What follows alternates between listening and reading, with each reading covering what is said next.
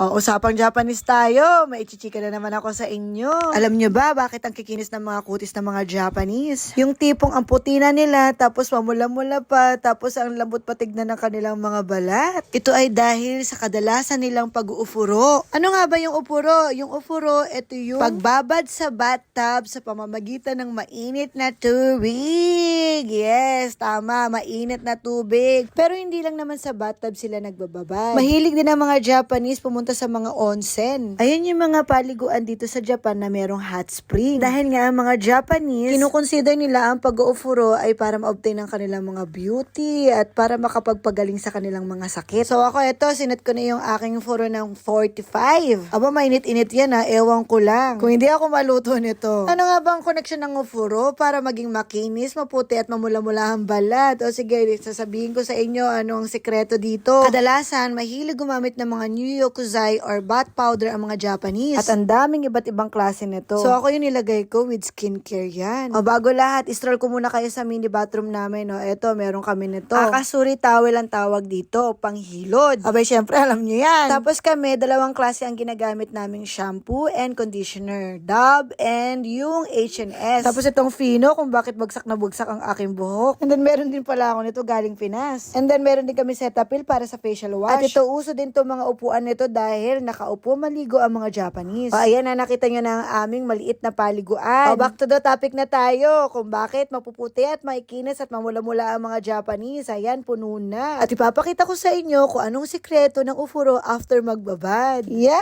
Ang init! Oh, akala niya ha? Syempre blurred yan. Censored. Habang nakababad ako, ito nga. Iniis-is ko paunti-unti ang aking balat. Tumpak! Napakalaki ng tulong ng ufuro para matanggal ang mga libag.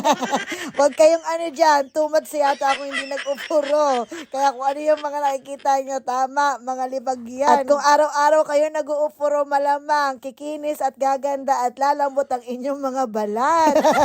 Parang isang taon na kung hindi naligo oh, legit ang ufuro ha. Tanggal ang mga dry skin. At kapag natanggal yan, tanggal din ang mga dead cells. And then, gaganda ang blood flow ng ating katawan. Akalain nyo ba, sa init ng tubig, ewan ko lang kung hindi talaga matanggal ang mga libag nyo dyan. Samahan pa ng mga bath powder. Aba, yung akin, maganda kasi skincare. O, diba? Ayan, no?